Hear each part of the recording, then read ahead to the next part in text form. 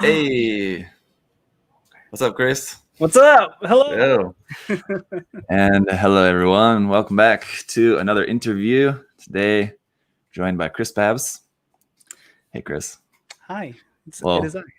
yes, we've already been chatting a little bit, but ahead of time. But Chris, you can go ahead and introduce yourself for everyone who doesn't know your work, where they can find it. They should, if you guys don't know Chris's work, look it up later. I mean, listen to the interview now if you're watching live first. Watch us first, then go check it out later. Yeah. But who are you? Where can they find you? So my name is Chris Pabalate. I go by ChrisPabz or Chris_Pabz on Instagram, which is where I'm mostly active. Some people call me Pabz. Some people have called me Hufflepabz because I'm British. Some people call me Pabby, True Gunpla over there.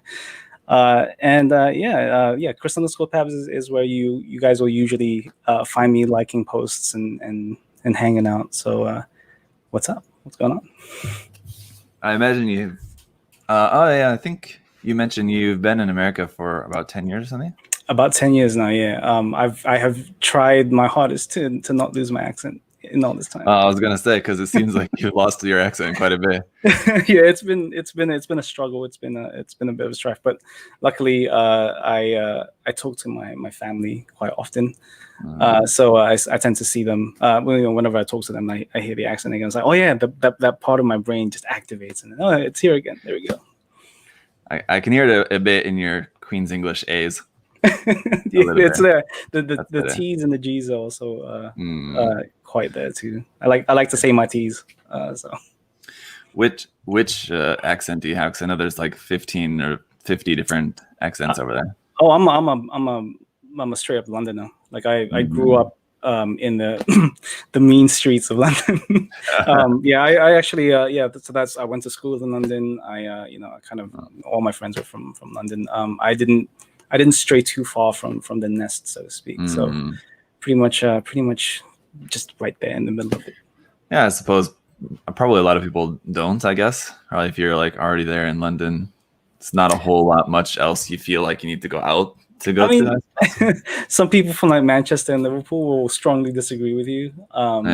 But I mean, London's always been where it's at for me. It's such a diverse and beautiful city full of history and it's a very modern city as well. So it's definitely. If nobody's been there yet, definitely go. And I always call it. I've never been. Definitely go. Yeah. Well, these days, not a whole lot of travel in mind, but I'm looking forward to getting back to that sometime. I mean, if you start swimming now, you'll get there eventually. Yeah, that's true. I a little bit far. Had to go around a couple of continents on the way, but I guess you'll get there. It's all about the journey. Yeah. I had just a little bit of a sidetrack, I guess, before we get into it. But a couple of friends here living in Korea.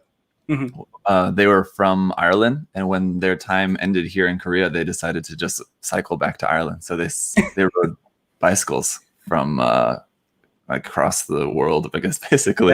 That's crazy. From Korea to back to Ireland. It's pretty insane. Yeah, that sounds cool though. That honestly sounds very cool. Yeah, definitely. Pretty crazy too. I mean, they crossed like some pretty like dangerous countries and stuff too. I mean, like dangerous comparatively. Mm-hmm. But it's pretty crazy. So anyway, I guess I could do that. I mean, I love cycling, so there you go. I mean, you've practiced all this time over there. You might as well use it. There you go. I might go up and around through Siberia or something, get some nice breeze along the way. I'm sure they'll be all right with that. All right. So anyway, we are going to talk about some Gunpla stuff. I'm ready when you are. Fair to say you're a big fan of Gunpla. Is that true? Oh yeah, dude. No, absolutely. It's been quite the ride in terms of Gunpla. At least I think for me anyway. Yeah. Did you start building anything or get into it whilst you were living in London, or is it something you got into once you came over? So what a lot of people don't know is actually I was born in the Philippines. So I'm Filipino. I'm mixed. I'm part Filipino, and I started off really loving the Super Robo genre. So I grew up with stuff like Voltes 5 and Mazen Kaiser and so sort of the Super Sentai Tokusatsu shows. Like I grew up, being a big fan of Bioman. If anybody remembers that. So I was a big fan of their robos and their gatais and stuff. And that's how I grew to love like the mecha genre in general. And it kind of just evolved from there, but it was never really the cool thing to like back then, right? Yeah. Like it was just kind of, you were kind of like, nobody really liked the nerdy geeky dude, so I tend to hide that stuff when I was younger. But I did build here and there. Like when I was in London, I picked up a Master Grade Freedom 1.0 and a Destiny something or other. I can't remember what it was. The Wings of Light version, I think it was. I built that in secret whenever I had some free time in university. And that was like my official kind of entryway into like the bigger things in Gunpla. But before then, I had built like a first grade Freedom or no grade Freedom actually, and then a high grade Buster and you know, using nail clippers and stuff like that. But that was my introduction to it.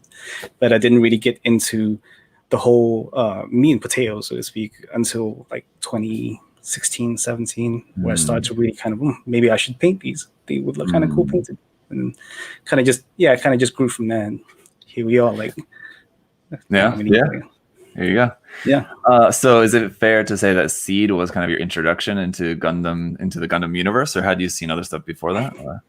Oh, that's a good question. I feel like Seed was my so it wasn't my gateway. It was my so the original Gundam was actually, because I had known of MSG, Mobile Suit Gundam, before then, because it was on TV a lot, and you know, I used to see this big white thing that looked like it kind of resembled a transformer of some kind, really bad animation, and that was my gateway to it.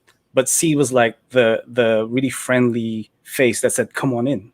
So yeah, it kind of really drew me in just from the designs of the mecha and maybe not so much the story, but but the designs, the freedom was to me beautiful. Like, what the hell is a mecha with wings? Like I never really, that was something that kind of blew my mind. So I think for me, Seed was the one that let me in, but Mobile Suit Gundam was what started it technically for me. Yeah, I guess, I never really thought about it that way, but I guess Seed probably was really good. And I mean, I know just from, historically, it did bring a lot of new fans in. Yeah. But it makes sense that it would, because it does kind of have that kind of very entry appeal. So that, like, you have some of like the more complex stuff of all like the factions and all this like government talk about like the different political stuff and everything like that. But it's a little bit more in the background compared to other series. Like, it's a lot more heavy in like Gundam Wing, for example, and it's kind of a little bit off-putting, I think, like at times. Right. I mean, there was a lot more focus on the characters and the Gundams, I guess. Yeah. Yeah, at its core, it's still a space drama, right? Because that's what it's always been. But I think it didn't lean so heavily into that core and more into your typical anime trope that Gundam never used to fall into. And now you've got your extremely pretty boys and your very kind of straightforward plot armor that didn't make sense half the time. But it was still, at its core, it still had that base value. It just didn't. It wasn't just so obvious with it compared to something like Zeta or the MS Team, something like that. Where they weren't exactly trying to break any molds or anything, and just kind of make something appealing to a lot of people. Yeah, so I mean, successful in that. Did you find that getting kits in London was difficult at that time? Oh, absolutely. I got my those two master grades were from Hobby Search, and that took when I ordered them, it took I think about 3 months for me. I think because I didn't understand like the full scope of how important EMS. I think EMS shipping was what I should have chosen, but I chose SAL, and that was a big mistake. So I waited like a good amount. A bunch of money, I guess. I did, yeah, and I was like, it'll get here, it'll be here, and then it took a really long time, and not great. That would take a little while, right? But I know that they're starting to get to be, or up until recently, very more available over there. I know there's like stores that are more dedicated, even storefronts that have them. There's a Forbidden Planet in Central London, I think, that used to just sell maybe one or two, and now they have like a whole like section dedicated to it, and that's awesome. Like it's just becoming more available, and that's great. I think the Kodokai live stream is going on at the same time. It looks like. Oh yeah, I can tell. I can't tell if he knows he's in the background of the video. I think he's playing it up. I am a big. I mean, I do the stream with those guys too, so I tend to show support by watching them whenever I can, and so that's why they're always in the background. So yeah. It seems like, because I know Brian has joked with me in the past about live streaming at the same time as him. So I figure he probably knows, and he probably mentioned to it, and they know they're in the background. It's fine. But yeah, so once you came over, and then like there was a few years, you said it was around 2016. So for like a few years, maybe you were just building a few things. And like, what was it that really kind of inspired you to get into painting and kind of taking it up? Yeah. So around about that time, was it 2016? Yeah. I was in a job that was very creatively devoid. I guess that would be the right word for it. If people don't, if people don't know, I'm a graphics designer, web designer. I 3D model. Like that's my professional kind of background. And I was at a job that just wouldn't let me be very creative, and I really hated that job. And and I just needed an outlet. Like I really needed something to kind of release my creative frustration. And at the time, I had put Gunpla kind of away for a little while. I tried painting a kit before then, before I had moved to the US, and it didn't go very well. It was like a HG red frame stray, and I had bought like a whole bunch of Gundam markers, thinking, oh, you just kind of you mark them on, that's it, we're good. And it didn't go well, and it was very discouraging. And it was at around about that time when people wouldn't really share what they were doing and how they did it. They just posted it, and that was it. And and it was very frustrating. So I kind of put Gunpla away, and my girlfriend, or my wife now at the time, kind of saw my frustration and was like, is there anything I can do? And I had been talking to her about maybe making something, maybe like a prop or something from some form of cosplay or something like that. And she kind of looked up a whole bunch of videos on what that entailed, and she had bought me for my birthday an airbrush. And I didn't really know how to use one of those at the time. I didn't know what I was doing.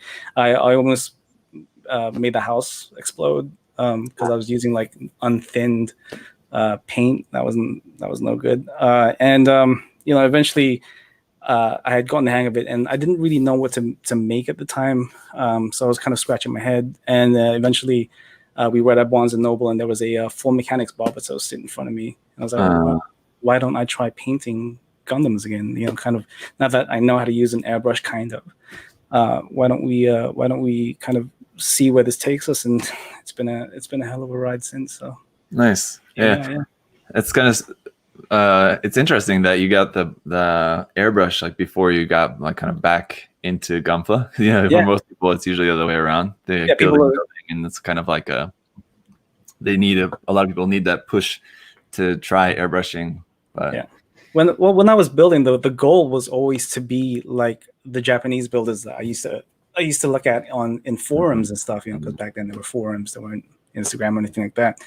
But they were so closed off, like not really sharing their knowledge. They just wanted to post what they were making, that it was hard to kind of figure out how they were doing these things without learning their language. And it was just a very frustrating time trying to learn all that stuff. So that was always the goal for me. But it took me almost a decade to figure it out. So here we are. Once you got that started figured out, did you have like a preferred grade or anything? Like you wanted to stick with 1/100 scale? Yeah, I was my hands are very clumsy. I'm a very clumsy guy. So 1/100s were always kind of my preferred scale, just because they're slightly bigger, and the details in high grades, at least for me back then, were something that appealed to me all that much. Despite the fact that there were more of them, it just the gimmicks on master grades and the details I think were just cooler. So I kind of just went with that. Interesting that you say that you're a bit clumsy with your hands, because I know these days you're working with a lot of resin stuff a lot, and resin can be quite delicate. You got to be kind of careful. Oh, here's a secret. There's always at least one broken part on every resin build I have. Yeah. You might not see it, but it's there. There's always at least one broken piece or one replaced piece or something like that. There's always one. Yeah. Yeah. I mean, just the pieces themselves and the painting and everything. And so, well, so I guess, why don't we just talk about that? Because these days you're working on a lot of resin stuff. So what was your first resin kit? So I did talk about this recently on Brian's stream, which is behind me. My first resin kit was a complete accident. So I had just started kind of really getting into painting kits, kind of customizing and painting, and I saw this really cool looking Barbatos Lupus, the Extreme Squad version. Oh, yeah. And I was like, what is this? Like, this looks awesome. I've never seen this be promoted. I've never seen this in stores. Like, where do I get one of these? So I had messaged the guy that posted it on Facebook. He told me that he was promoting to sell it, and I was like, okay, well, I'll buy one off you. Like, let me get one of these. These look cool. So he sends over the payment. Oh, I send over the payment. He sent over the information to pay, and I wait like 6-7 months, and I was like, nothing. I was like, what's happening? I hadn't known that it was a pre-order, and then it finally shows up in this really dinky small box, and I was like, like, what is this? I don't know what this is. I opened it up, all this yellow stuff comes out, and like metallic sheet of something. I had zero clue what was happening, what was going on. I didn't know what to do. So I watched like a million videos on videos I didn't even understand. So there were Korean videos, and I watched at the time his name was Vegeta2289 Henry McClellan on YouTube.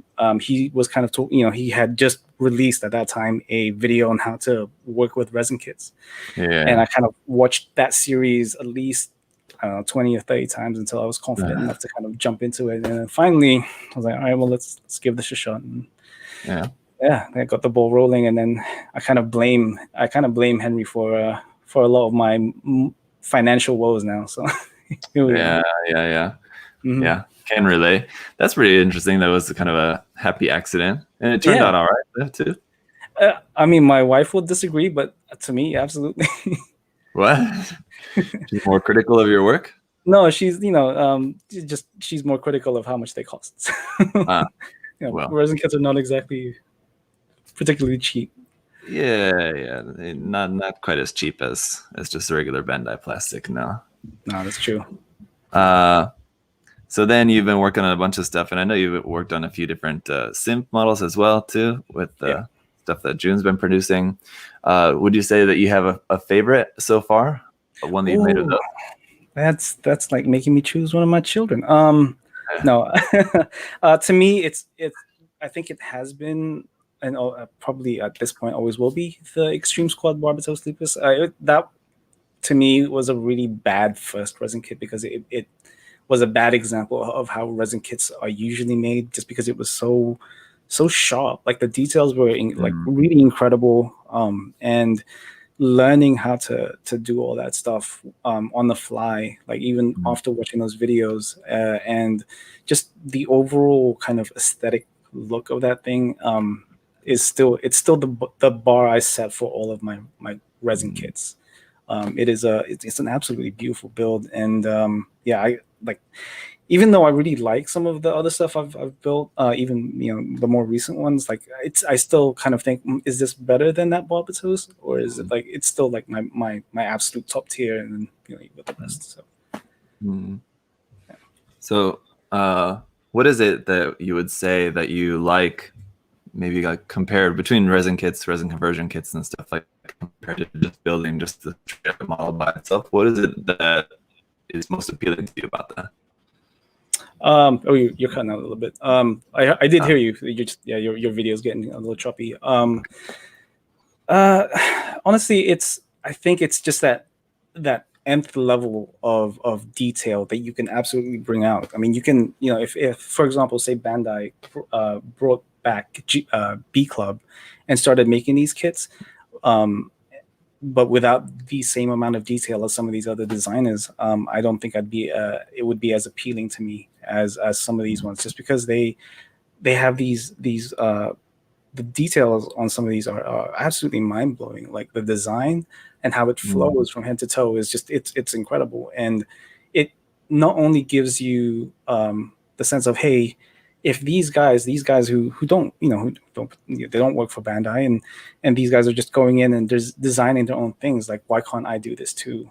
And it's that sense of just knowing that you can bring out these details and all that it's what's appealing to me with resin kits. So yeah, surely they got all that nice sharp detail on there, and so that's an interesting point too, that it's kind of like by the fans for the fans kind of thing too as well. Yeah, pretty much. And there's also like there are conversions and kits of things that Bandai just refused to make, like the 1/100 Kshatriya is out there. The I mean, this sounds ridiculous, but the 135 scale EXS is out there somewhere. So it's even like the 1/100 Rosen Zulu is something that they still haven't thought about, and it's out there. So there are things out there that people wouldn't even think about unless they looked away from Bandai just maybe a little bit. So yeah, and it's the kind of thing that for some stuff you got to wonder, like, if it's something that Bandai is probably going to make at some point. For the Rosen Zulu, for example, I picked up that kit and I haven't built it yet, but I'm looking forward to that. I'm looking forward to building it. But it was one of those where I was kind of on the fence. Like, yeah, the kit looks great, but I do hope and think that it's possible Bandai will make one someday. So do I just wait, or do I go for the resin kit? But the resin kit looks so good, and even when Bandai's kit does come out, I'm sure it'll be great, but maybe won't have all the same amount of detail and everything. So it will still be different. Right. Yeah, with a lot of resin kits, there's like just a certain amount of sharpness that just appeals to me personally. And even if Bandai decided to, we'll go ahead and make a Rosen Zulu, I'll still pick it up. I just don't think it'll have that same appeal to me. So I don't know. And speaking of sharpness, you pretty much stick to mostly doing a lot of clean stuff. Is that right? You don't really do a lot of weathering. Yes, that is correct. So I did experiment a lot at the beginning of and see what what appealed to me more, and I kind of just grew into this kind of clean build, factory fresh kind of thing. So it's just been my go-to at this point now. Was that more that was the look that you prefer, or you just were not really happy with how your experiments and weathering were coming along and just kind of put that to the side or something?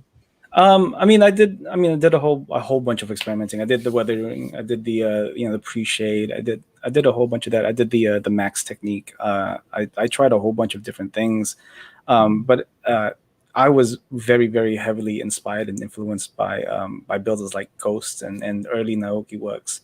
And now these days, people, Korean builders like Seo Huya, Hunisi, kind of those kinds of builders are kind of my inspiration. And this isn't me knocking any kind of weathered builders, because those things are amazing too. It's just when I look at somebody like Seo Huya's work, and then I want to get to that point where it's just so ridiculously clean that I think that this isn't even painted anymore.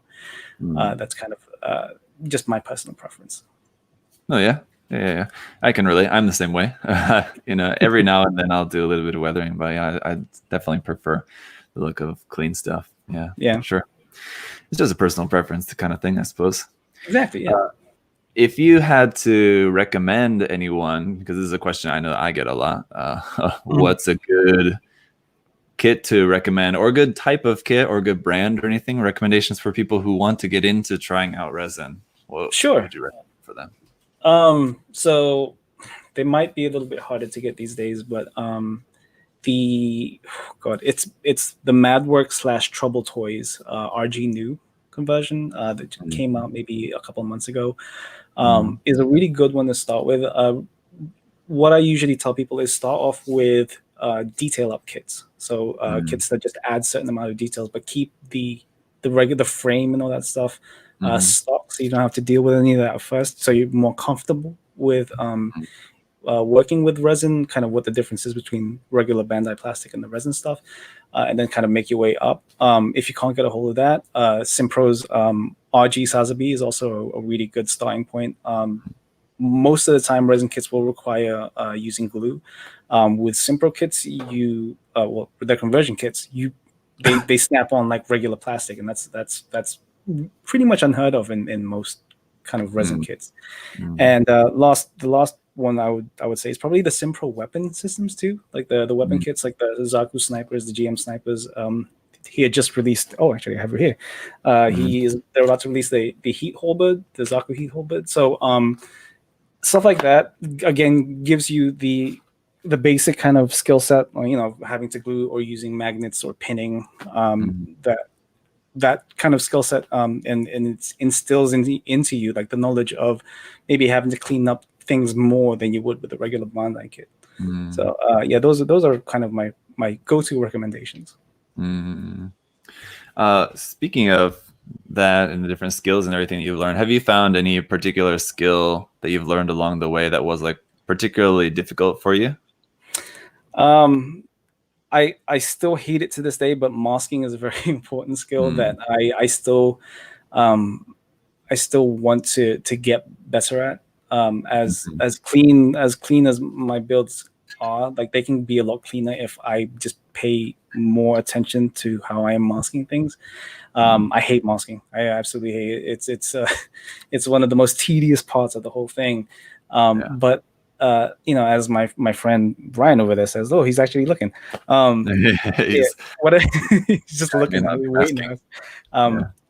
If you don't do it now, you'll end up doing it later. So you really try to get your masking down and make sure that everything is nice and neat and nothing is bleeding and all that stuff, and using different techniques to mask, like using liquid masking or square masking or panel line masking. It's a whole gamut of things that you can learn, but definitely worth it in the end when you start peeling things off and things are exactly where you need them to be. The shade is exactly where you need it to be. So yeah, definitely. I'm the same way. I don't like masking at all, but recently I've been getting a little bit more kind of getting used to it. But it just feels like it just takes forever. But then the feeling once you peel it off and it came out right, it is such a good feeling. Yeah, man. Like it's you're going to be sitting there and you're going to be masking, and it's going to be really tedious. But you're thinking to yourself, you have to think about the end result. Like if you're not doing this properly now, then the end result isn't going to be something you're satisfied with, and it's gonna suck when you lift it and there's bleed everywhere and there's colors where it shouldn't be. You just gotta get it done. Yeah, some of those things you just gotta do it. There's no good way around it. Well, there's obviously ways around it. You just have subpar results or less good results, I should say. You can still get. There's a lot of great builds you can do without doing any masking at all, I'm sure. But where it's necessary, it's one of those things you just got to do. Sure. Yeah, you can also hand. Was there any skill that? Yeah, sure. Was there any skill or something that you have not yet learned that you're looking forward to learning? Oh, geez. One that I'm wanting to learn. I kind of feel like the Xanathol effect or the modular painting thing is something I really want to get better at. It's a skill that I haven't really touched on too much. The last time I did something very similar to it was the hair on the Genesis Gauga bust I had done last year. I just wanted to give it like a modular orange yellow gradient, which I also did on the heat sword for Simpro. But it's just something I haven't done on a larger scale on like a full kit. So I think that would be really cool to kind of get down and maybe do a whole kit on. So that'd be pretty sweet. So it's interesting that you said you were not so much interested in doing kind of different painting techniques to simulate reality, like pre-shading and stuff like that to make it look more weathered, but more interested in the different painting techniques to make it look more stylistic, kind of. Yeah, I think that's kind of my general style in a nutshell. Like I don't look at things and go, how can I make this look realistic? I look at it and go, how do I make this look more creative? That's and certainly, I mean, it fits with your profession. It makes sense. I can definitely see that. Yeah, definitely. So, have you entered in many contests or any contests, or do you see, or do you have plans to enter? Oh, that was I've entered a couple. Oh yeah, you're cutting out from me. It's really hard to hear you, man.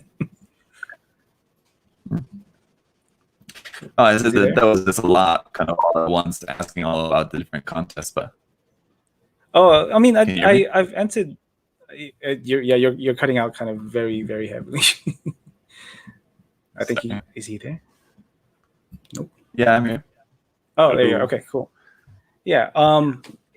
I've entered quite. I mean, I wouldn't say a lot. I've entered maybe a handful. I've entered kind of local competitions here and there, some build-offs.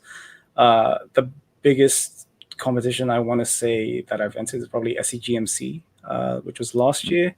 Kind of won myself a one of their coins over here for the XE Amazing I did a while back. And I mean, I am very bad at deadlines. I'm terrible. Like it's very hard. Like I've always wanted to enter one of your ones, and I've been heavily considering entering the Megatro competition that you and Adam are hosting. So that's something that I might be interested in. Just depends if I have any free time. I mean, who needs sleep, right? I don't need to sleep. Yeah. Hope you will. I mean, the nice thing about those kits too is that they're kind of small. So that's the nice thing. And like, that was one of the reasons why I wanted to do the notching contest earlier in the year too. Is these small things I think are easy for people to work on, because I know people are often working on all kinds of stuff and maybe working on something for other contests and stuff too. So if it's just something kind of small that they can work on the side, it's kind of easy to do instead of having like a diorama contest or something like that. That's something that people need to put a lot more focus on, I think, probably. I think the problem with me personally is that I think my mother said it best when she says your eyes are too big for your eyes are bigger than your stomach. So that I look at the competition per se, and I go, okay, so this looks like a very simple thing, but like there's like a million things I want to do to this thing. It doesn't matter how big or small it is. It's like I want to do this. I want to do this.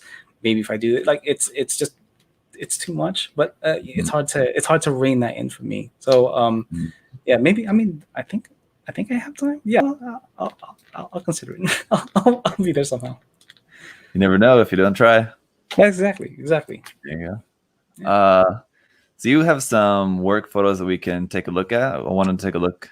We gotta show some people some of the stuff that you worked on. Yeah.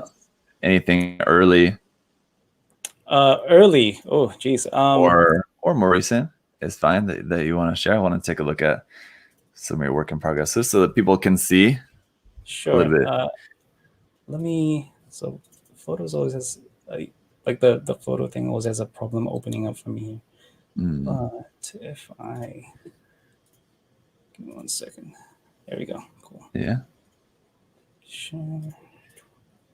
So yeah, go ahead. I was just gonna say, and just for people who don't follow you on different social media and everything, you do share, a lot of work in progress photos and stuff around on different social media, so people can see that. But just in case. Yeah. So actually, I never really stated this, but for me, like the goal for me to share like photos like these or work in progresses like these is to show people that resin isn't something to be intimidated about. That it is perfectly, fine to kind of jump in and start this. When I started, I was very intimidated, especially since it was a happy accident. It's definitely something that if I can do this, then so can they. So that's always been my goal. So that's why I share photos like this, like stuff like this all the time. Nice. So so this is actually the Extreme Squad Barbatos Lupus. So this is like kind of starting out, like kind of figuring out things. There's nothing too interesting about it. It's just me kind of figuring out what are nubs and what aren't, because resin designers really need to kind of get their stuff together when it comes to instruction manuals. So obviously their instruction manuals, usually they don't have what the nubs are and what aren't. Like they don't specify, and it's always been a big headache. And for like in terms of what I snapped on this thing, like the collarbone right here was one of those things that I snapped. And I had also lost like the collar pistons, so I had to scratch build one of those. So it's been this was definitely a learning experience for me. Is the head? Yeah. So this is still kind of me just figuring things out, and this is kind of this picture kind of is a big thing of me not figuring out how to wash resin properly. So you can see there's a lot of bubbling right here, and just general issues that or things that I came across that I wouldn't have done with a regular Bandai kit that I had to do here, and now it's become kind of second nature. I even do this on regular Bandai kits at this point. So I wash everything, kind of picking things up here and there. And here's the thing with what do you use for washing? Any particular product? Yeah, so I use I mean, you can always just use dish soap and water. So you can use like one cup of, well, not one cup, but like a bunch of water and maybe a couple of drops of dish soap. But I use industrial strength degreaser. I use Zap 505, which is probably the fastest degreaser that I use that removes mold release, which is what you're essentially trying to do. But a lot of people like to use Green Stuff or Purple Power, which is all American based. So if you guys have anything like that, just industrial style or industrial strength degreaser, I would use that. Just don't get it all over your hands, because when I started, I didn't use gloves, and I was handling all that stuff, and I had no fingerprints for like a week. Yeah. So right. Don't do that. Yeah. Starts to tingle a little bit after a while. Yeah, like my skin just disappeared for like a good week. I didn't know what to do, man. Like it was a very strange feeling, especially when you're building. So I don't know if actually you remember this, but you had featured this build on one of your Gunpla news episodes. I do remember that. Yeah. Now that I'm seeing it, I remember it. I didn't remember that actually beforehand, before we were talking about this, but yeah, now I do. Yeah, this was me. You had mentioned like stuff like the fluorescent green that I had used, and the barbatos in the background. So yeah, stuff like this is so stuff like that was a pretty cool feeling. So this was the barbatos. Just kind of putting it together, like just trying to learn the ins and outs, and trying my best not to break something else, and kind of figuring out that maybe the full mechanics lupus is not a good kind of frame unless you strengthen the joints. This was a big issue. This is why there's like a bit of a CA glue over here, and me learning how to use rare earth magnets to attach bits and pieces. Kind of just learning how to paint, and being very patient with my masking, and trying and attempting to reverse wash. So this blue shoulder right here was all reverse washed, and it didn't go as well as I was hoping it would, but it kind of got the message across in the end, and so here's like me washing it, and then finally like finished photos of it. Again, went for a factory fresh finish, and this has been kind of my signature kind of style ever since this particular build. Yeah, it is a really nice kit. Just looking at it again, I haven't seen it in a while, but yeah. It's actually it's on display. So I have a display shelf like next to my bathroom door, and this kit is right there. So whenever I need to go to the bathroom, it's like right there. It's like, I built that. It's kind of often seeing it again and again. That's nice. Yeah. I mean, I have to go to the bathroom a lot. So. There you go. Yeah. So that must have been a while. That's 2016, 17, around there. Yeah. So end of 2016 was when I started. I think 2017 maybe I started this thing, and this was my first resin kit. Yeah. So I mean, it's important for people to know too, because I think one reason why people are so anxious to start getting into resin, like they really like it, but they're just worried about messing stuff up. I think when you're talking about how like you had that experience of like stuff like the paint's not going on properly because of washing it, and it's just kind of one of those things that you're gonna mess up something along the way. Right. I mean, even now, kind of 3 years later, I still break at least one piece on my resin kits. It's all about your problem solving skills. Like it just because you mess something up, it doesn't necessarily mean it's the end of the build.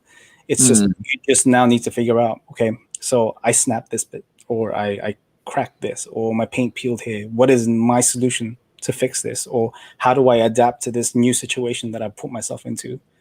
And that's all there is to it.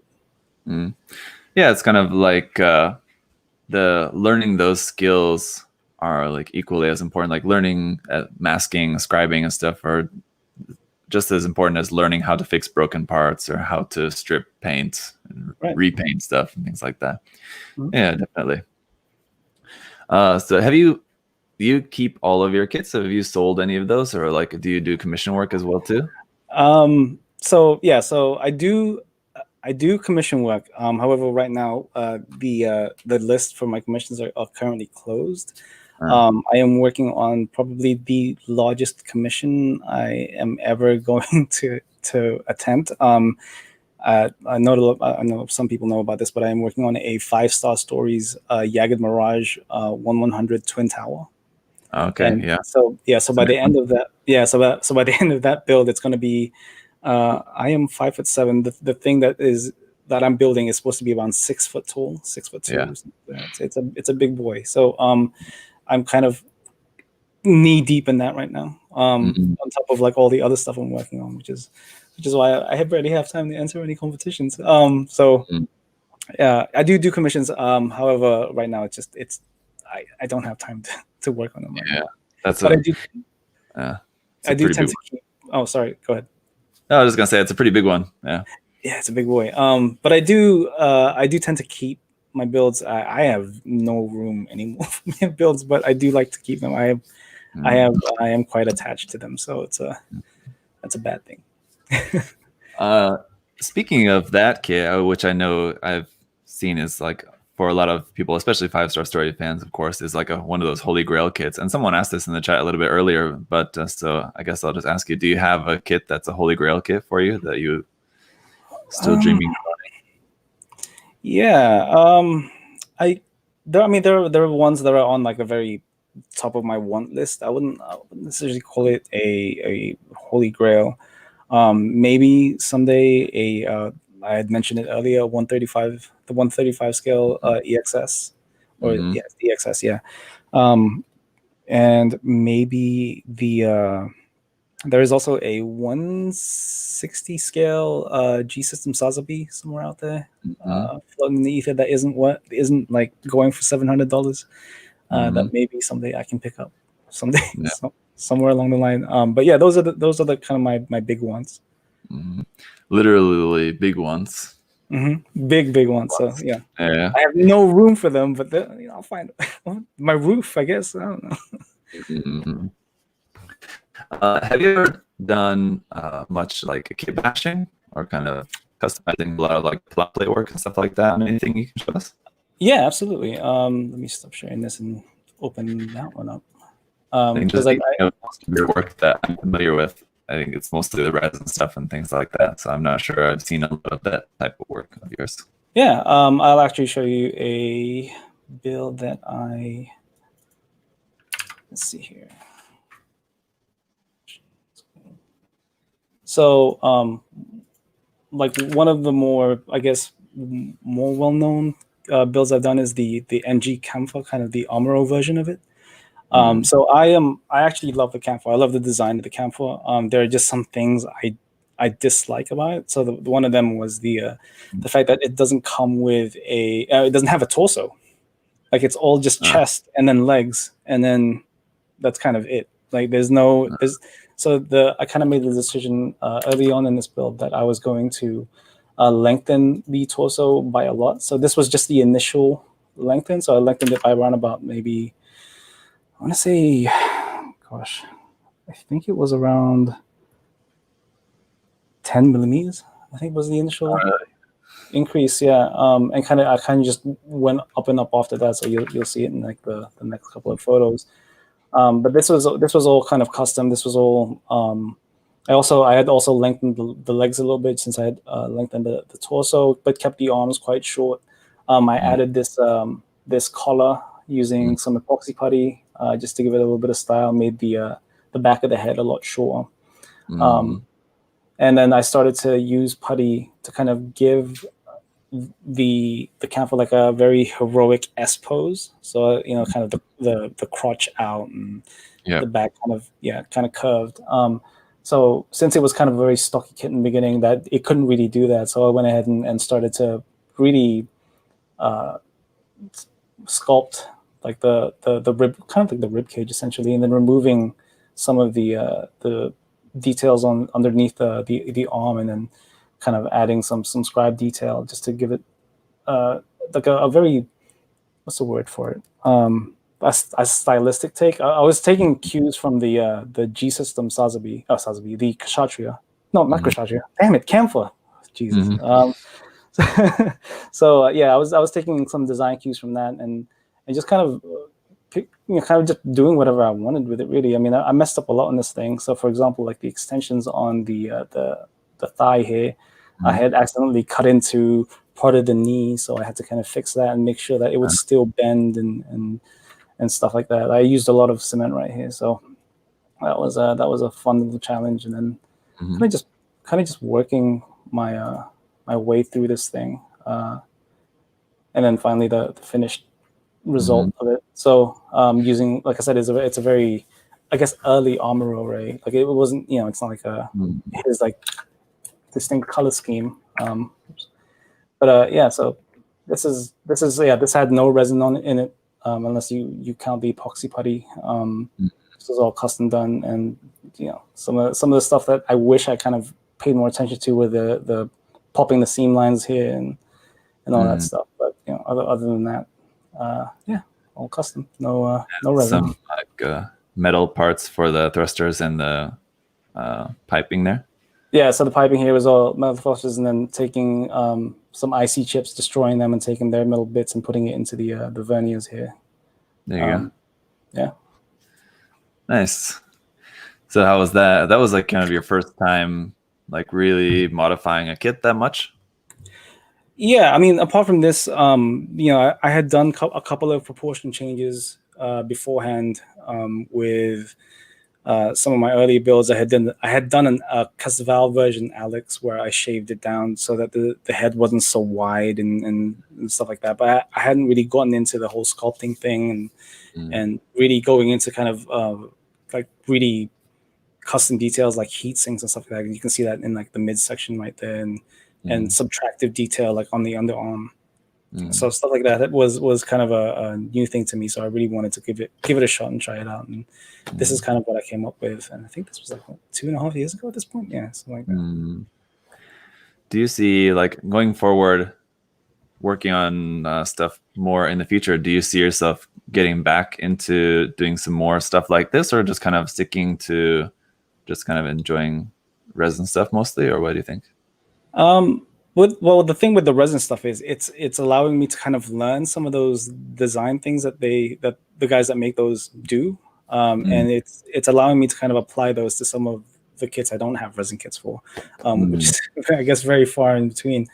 But I don't see myself just working exclusively on resin kits. I mean, I guess it is kind of what I'm more known for, but I do work outside of that as well. And I've always enjoyed kit bashing. I feel like it's you're just trying to create this new puzzle from a couple of old puzzles, and it's definitely a fun time. It's a very time consuming thing, but it's something that you can be proud to say is your own thing. Nobody's ever made this. This is you. This is what you're doing. So, I don't think I'm just gonna stick exclusively to resin kits. I think I love kit bashing and customizing too much to kind of just leave those to the side.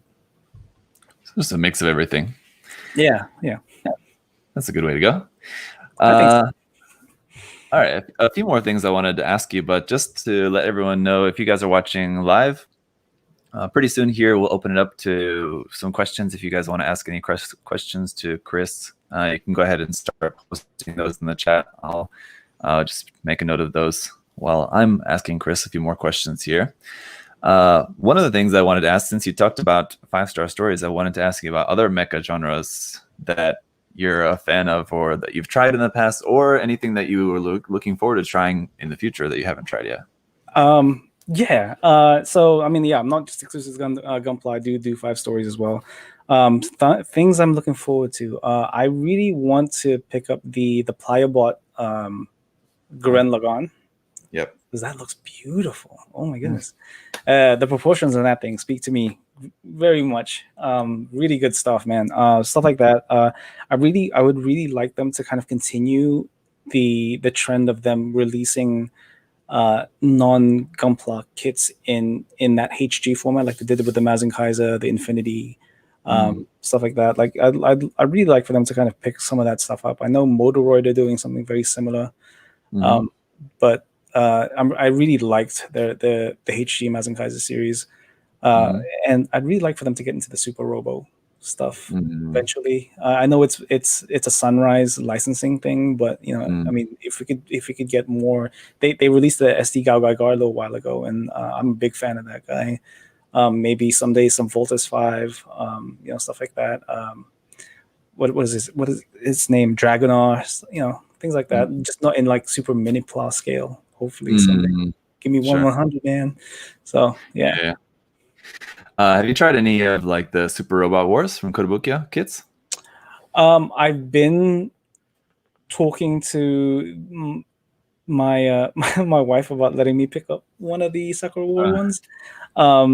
Even like the more recent ones that they came out with, which is the OG Sakura Wars, I think it was, right? They look like knights or something like that. Maybe I'm not super familiar with a lot of the Super Robot Wars kits, but so like I've been, what you're talking about is like what you would like to try more. Yeah, it's like stuff like that. Like I really want to kind of branch out even more and try that stuff out.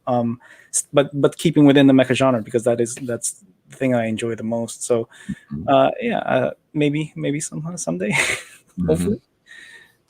Seems like that's a little bit more to at least your taste compared to, I don't know, something like Votoms or Maschinen Krieger. This sort of like much more like realistic robot kind of style is maybe not as much to your taste. Is that right?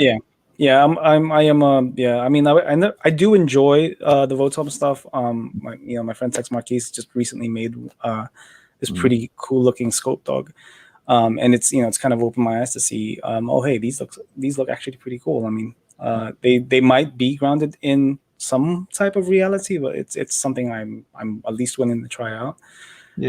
But I am more into the absolutely fantastical, way over the top kind of robots with abs, as you can see from this camphor. So I don't know. It's just I think it's just my aesthetic. So yeah, that makes sense.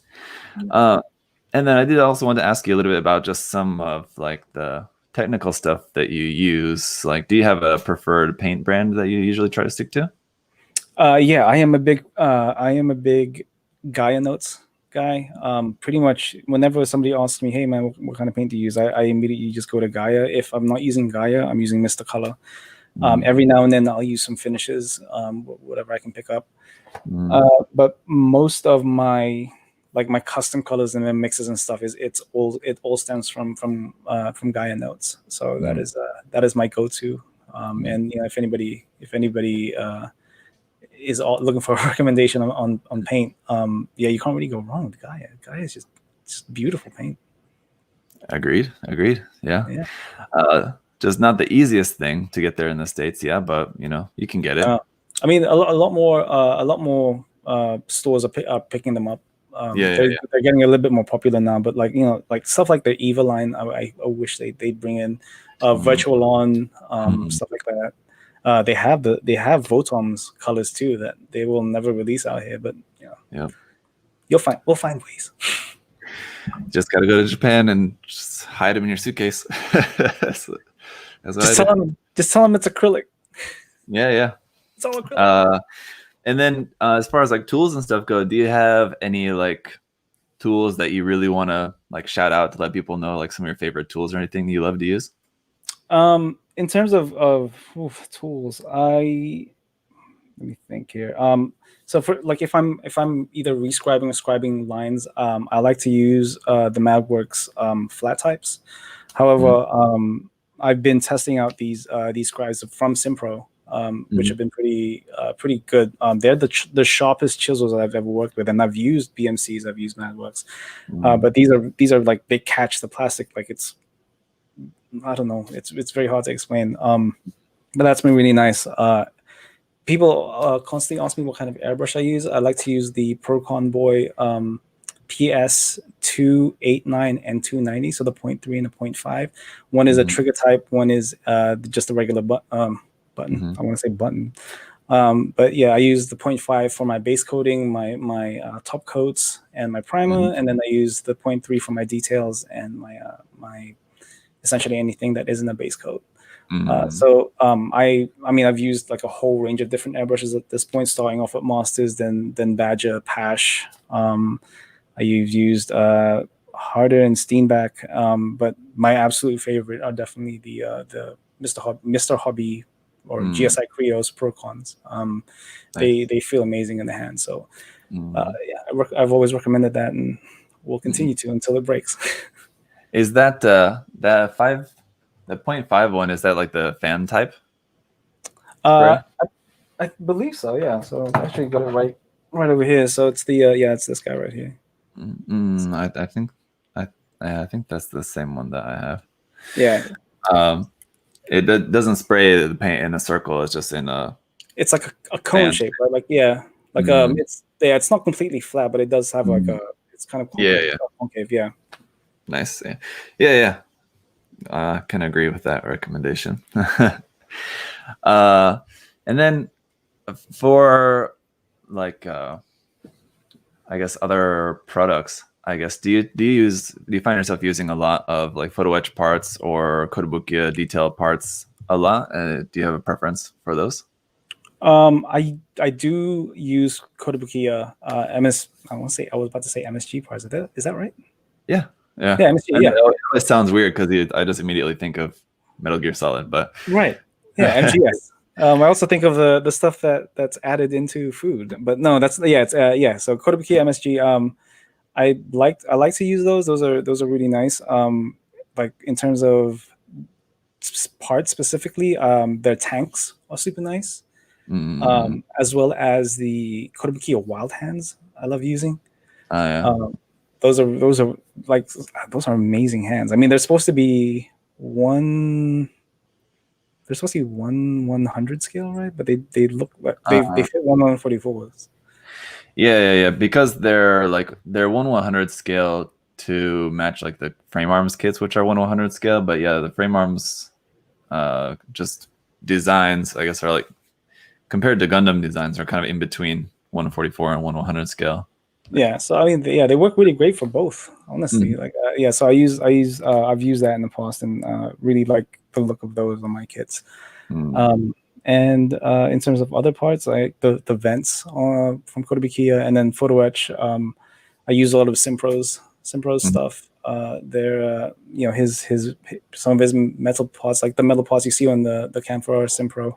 And all of their other photo etch things are really fun to use and really add a certain amount of detail that I enjoy. Speaking of frame arms, that's another one. Have you ever built any frame arms kits? I haven't. I'm not a fan of girls and like the frame arms girls stuff. And that's a girl. I mean, just the robots. Right, but that's something I haven't really seen too much of, and the ones I have seen, I've not been a fan of the design. So I'm not 100% sure, but I am willing to try one out. I just haven't made one yet. Zoids is another thing that I haven't made either. Yeah. I'll think about it. I'll make a frame arms recommendation for you later on. That'd be awesome, man. Yeah. I mean, I think you'd enjoy it, and there's a lot of room a lot of room for detail up on those. I think like using different photo etch parts and stuff on those. I think they're really wide open for that. I'd be very interested. Like the last one I saw, I can't remember the name of it, but it was a very square looking kit. Mm-hmm. Like it was all angles. And I was like, I don't know if I like this one. Like it maybe a Go-Rai probably, and that's the first thing that comes to mind when thinking of a very blocky frame arms. It's probably the Go-Rai or some other variant of that. It has a bunch, but it's probably that. But there's quite a wide variety among the line as far as like the designs go. I'd definitely be interested in check it out. Yeah, not, man? That someone could recommend. All right, guys. And again, if you guys have any questions, just shout them out there in the chats. Von Grins asked, any excitement for the new Gurren Lagann kit? I think that's the one you mentioned. Yeah, the Plybot one. Yeah. I can't wait for that to get in. I keep seeing like all of these, all of like my Japanese friends has them.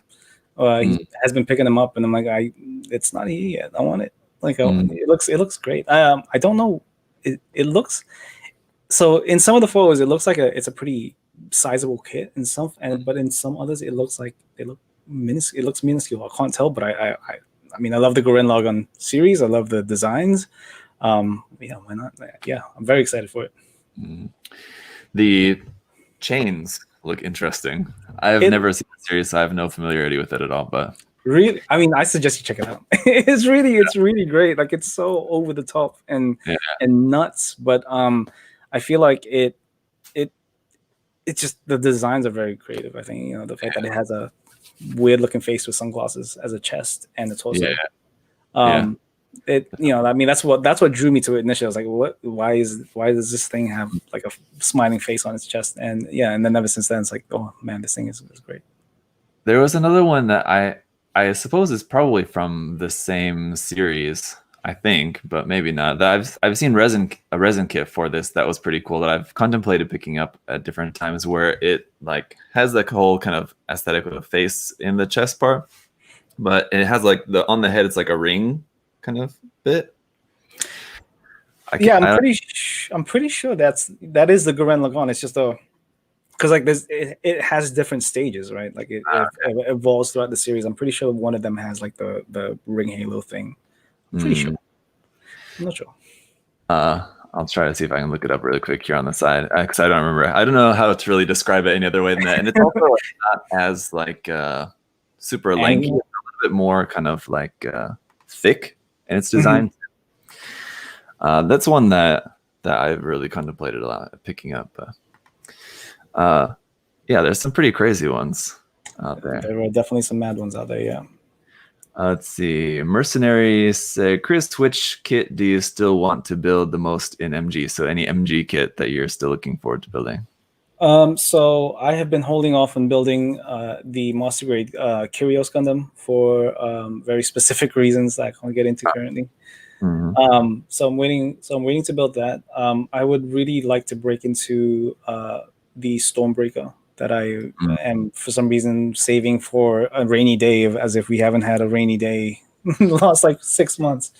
And then finally, I own this kit, and I feel like if I build this kit, and I know you started to build this, but then I'm not sure what happened. I've built 2 of these so far, so I'm looking to finally build my Infinite Dimension Sazabi. That thing has been sitting here for a while. It was actually like maybe like the second or third resin kit I picked up, and I just have been so intimidated in building it that I haven't touched it, and I kind of want to.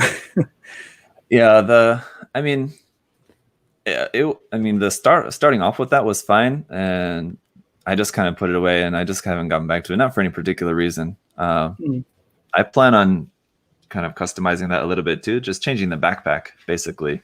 That armored core weapon set with like that massive cannon, like I plan on using that like on his backpack and turning it into like a sort of like Zamel style, just like grounds type Sazabi. That'd be cool. Yeah, that's my idea for that. Someday I'll get back to it. I'm making notes right now. Like, all right. Here, let me just show this So I found it. It's Sure. the. Let me sharing this real quick. It's okay. It's the Enki. This one. I've seen a review of this, and I thought it looked pretty cool. That is a cool kit. Yeah. Mm. I know they had also announced one of the bad guys from Gurren Lagann. I can't remember the name of it right now. In that Pliobot series, they were showing off like ads for it. I can't remember the name, but that looks pretty cool too. But again, it's one of those lanky ones. So I don't know if you'd be into it. So, oh, is this a bad guy from the series? Again, I don't know. I'm pretty sure he is actually. I'm pretty sure. Okay. Fair enough. It looked pretty cool. Yeah. All right, let me see. Flair asks, what's your favorite kit to build? My favorite kit to build. I have built 3 Barbatos lupuses. So maybe that. Lupi. Lupi? What's the plural? 3 Barbatos lupus. I built I built one that wasn't a resin related kit. I built the Extreme Squad one, and then I guess it's the Rex, but I also built like the Rex for a resin kit, and that's kind of been, I guess, my favorite kit. I also have a Barbatos lupus bust that needs building. So I guess that's my favorite kit. Nice. Were you a big fan of the anime, or just kind of so it's more of a fan of the robot design? I think I'm more. I did enjoy season 1 and 2 of IBO, but I think I'm more of a fan of the feral design of the lupus. How it just becomes more and more animalistic as the show went on. I think I just like the design of it. So, I think that's one of my favorite things to build. Speaking of that, here's a question for you. Well, I guess I should first say, are you an Evangelion fan? Am I Evangelion? I think I'm going to get a lot of flack for this, but I have never actually seen Evangelion. Oh, okay. I guess I don't need to ask you what I was going to ask you after that. Then I was going to ask about the. I'm not going to lie and say I'm not interested in building some of the Evangelion kits. But I just don't have like a connection to it like I do some of the other stuff I build. Yeah. Well, the Eva Unit 2s, especially more so in the rebuild movies, especially, its transformation to be more kind of animalistic in later fights. But so I have feelings about that. I'll ask you again later if you ever get around to watching that.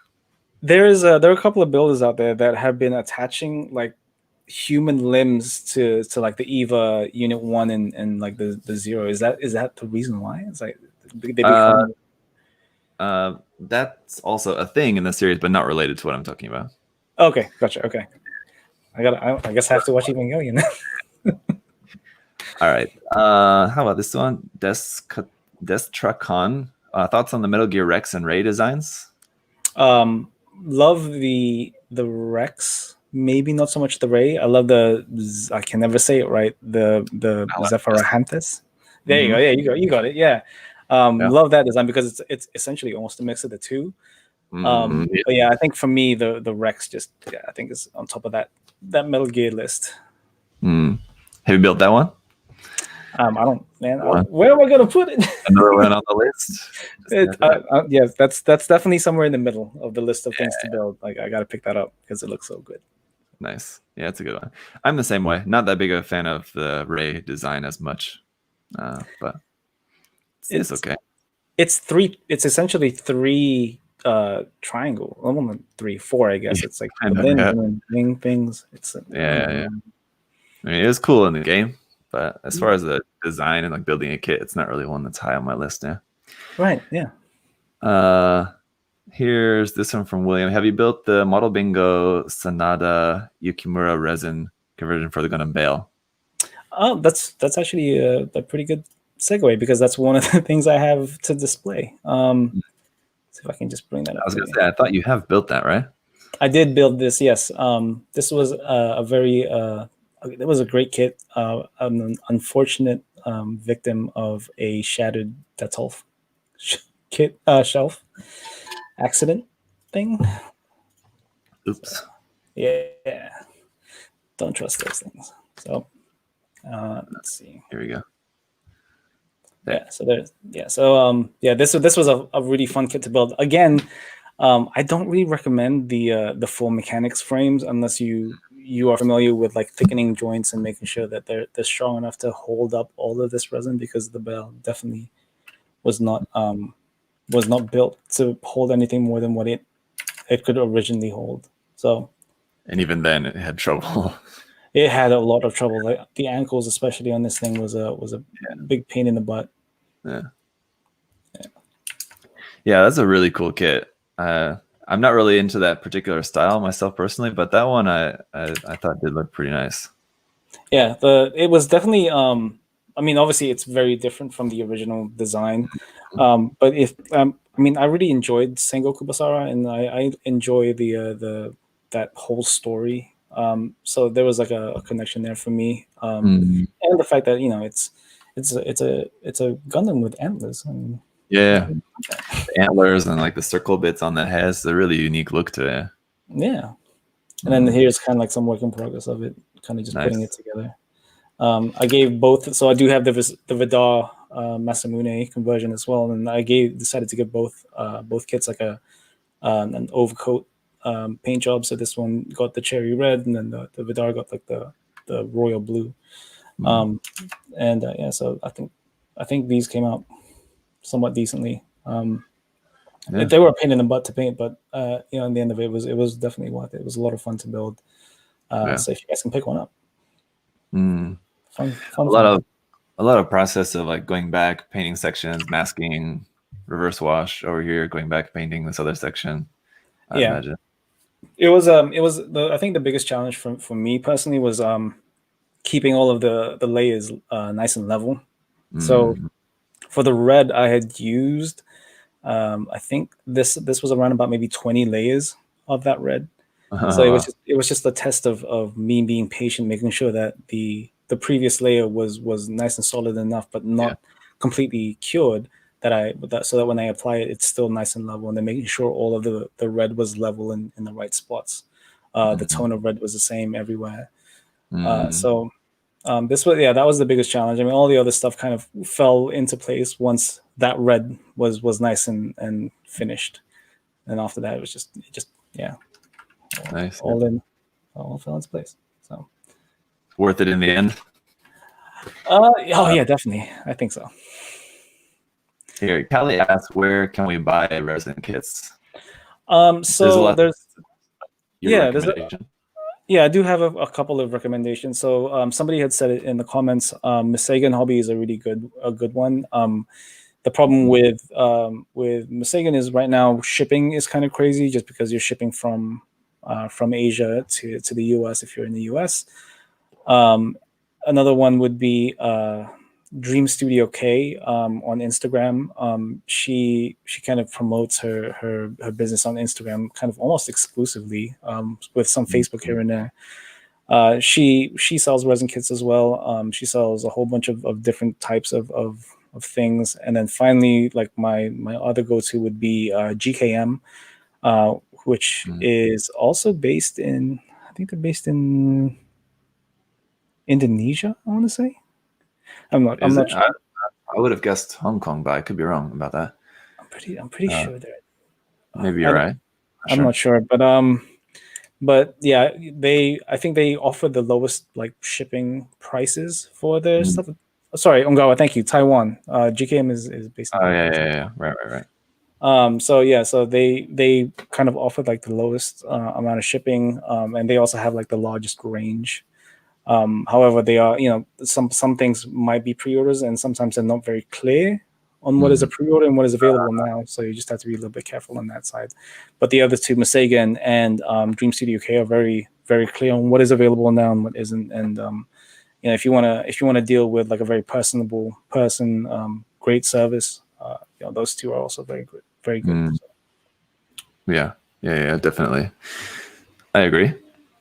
Let me see here. There was a couple of questions I think that I missed. This one, not exactly, I think, a question for you, but a question here. Is there such a thing as Pacific Rim Jaeger models? Yeah, there are. Have you ever built any? You're interested in those? I've built some. Yeah, I had the HG Gypsy Danger. which came out like almost 2 years ago. I want to say Probably around there.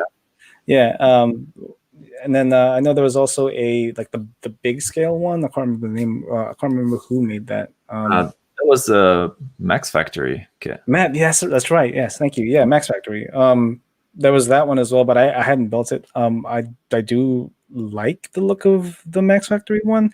I heard it was a bit of a headache to build. But the HG Gypsy Danger was a lot of fun. Very small, but yeah. Yeah, it would have been nice if they were a little bit larger. Yeah, a little bit. I mean, they packed a ton of detail into those small packages. They really did. Like, it was impressive, but it was like, oh man, look at this arm. It's like the size of my pinky. Yeah. It'd been nice if it was a bit larger. You could really appreciate the detail a little bit more. I feel like if they were a bigger size. I don't know what the scale on those was, but they were not 1/44 scale. It's different. No, definitely not. I mean, I know. I'm not sure. The Jaegers also are supposed to be larger than Gunpla, right? Like Gundams. Yeah. Like much larger. Yeah. Right. So they must have been, I don't know, maybe 180, 190. Something like that. Like something very odd. Yeah. Yeah. I've heard similarly that the Max Factory kit was a little bit more challenging from Aaron. Weatherdaz, Aaron Simons from Australia. He recently built one and heard a lot about that from him. So, but yeah, it's a cool looking kit. And it's kind of a shame that they didn't make any more from the series. They just made just the one, but that'd be cool. All right, let me see here. I think that's kind of it as far as any other questions. If you guys have any other questions, pop them in there now. I think we've kind of got everything though. It's just a few. Yeah, I think that is about it. Anything else you wanted to show, Chris? I mean, if there's lots there to see, we can take a look at quite a few. Let me see if there's anything I can. Oh, you know what? I can probably show this. This is probably one that people know about. Let's see here. So let's just stop these. We talked a little bit about contests, but I'll just ask: do you plan to enter GBWC in the future? I've always wanted to enter GBWC. I've always had ideas. I just never found the time to get something in. Maybe someday, maybe 2021 might be my year. But I'll definitely like to give it a shot at some point. Oh, here we go. Let me pop this in there for you. Yeah, so this is the Exia Amazing build from Ujao Land.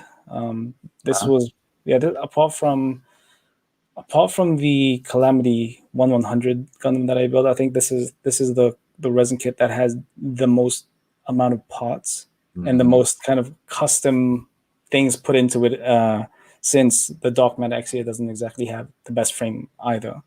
So this is the reason. This is, I think, the reason why Ujao Land decided to make the High News fin funnels plastic rather than resin like they did on this guy.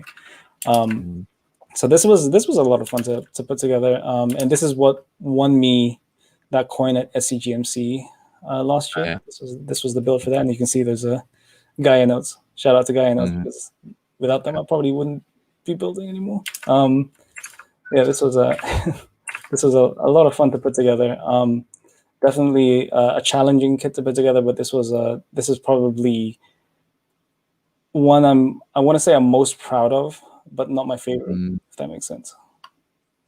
Actually using some armored Komodo, like powder pigments on the like the orb things on the Exia's chest and ears, and then this is like the tool I use the most, masking tape. This one took about 4 rolls of masking tape. So yeah, this was like roll number 3, I want to say, or 3 or 4. I don't know. So I took a photo of that and then kind of just putting it together and then finally getting it ready and creating a custom base for it. So when I had pre-ordered this kit, I didn't have the foresight to order the metallic base that goes with this thing. So this does not this thing does not stand on its own. It can't stand on its own. It's too top heavy because of all of the blades and the backpack. It's just way too heavy. So I had to kind of make one my own. So yeah, you'll see it here, like in the back. It's a completely like scratch built. Let me see if I move back a bit. It's a completely scratch built arm for it to hold the backpack together. So you can see like right here, it's scratch built, and yeah. So here's like the completed photos of it, and this got me a coin at SCGMC. So very nice, yeah. Yeah, there you go. So the base is all scratch built as well too, all the base part? No, so the bottom base is I believe it's called a G base. So it's essentially the perfect grade Exius base, but has like that round ring LED. But the thing in the middle is scratch built, and then the arm is also scratch built. What people will never ever see, but I'll point it out anyway, is there's like a whole roll of epoxy putty underneath that thing so that it anchors that piece down. Because the G base is extremely light. And if I left it as it was, this thing would tip over because it was so heavy on the back. Yeah. So. Wow. Bad heavy. It was very heavy. That's why their high new is now plastic. Plastic backpack. Yeah, that makes sense. Yeah. There's a couple more questions here before we wrap it up for today. Let's see here. Have you found a type of glue that works better with resin? Do you have a preferred glue? Yeah, I use a lot of CA glue. So actually, I can show it here. So it's Bob Smith's like Insta Cure Plus. It's like a medium thickness or viscosity. That works really nice with resin kits. So if you like say snap a resin pot on accident, this thing has helped me kind of not only put those two parts together, but also clean up that line, that seam, so it's essentially invisible. So CA glue is my go-to for plastic, for resin kits. What's the name of that brand again? Bob Smith's BSI, Bob Smith Industry, Insecure Plus. There you go. And then here, one more thoughts on the Zone of the Enders mecha designs. Really cool. Like I like the Anubis design. Again, mecha with wings is a big thing for me, apparently. Cool. Yeah, really cool. The cockpit placement is a little bit strange. I don't know what Kojima was thinking as he okayed that. Especially when it's in flight mode. That's a little strange. But other than that, man, really cool. Especially the lost stage version of Jehuti. That was a really cool design, really fun thing to play as during the second runner. So yeah. Yeah, I agree. Pretty cool design. Some interesting aspects, but overall it's a good way to put it. Yeah. Yeah. Well, all right, Chris, just one more time before we wrap up, you want to let people know about where they can find your work and follow you around online? Yeah, sure. So you guys can find me on Instagram at Chris_Pabz, PABZ. I also live stream on youtube.com/Red Suns R3D5UNZ. I also hang out a lot with these guys in the background over here.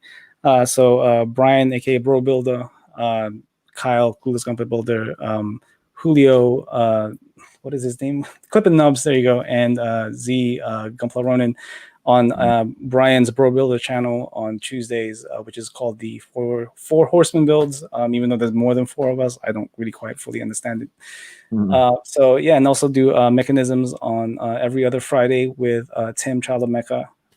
And we also do a show on Saturdays called Critical Builds, where we take submissions for people who want us to look at their builds and kind of give friendly advice on stuff and give them a different perspective maybe that they didn't have on it and stuff. So yeah, I do a lot of things apparently. It's fun. Yeah.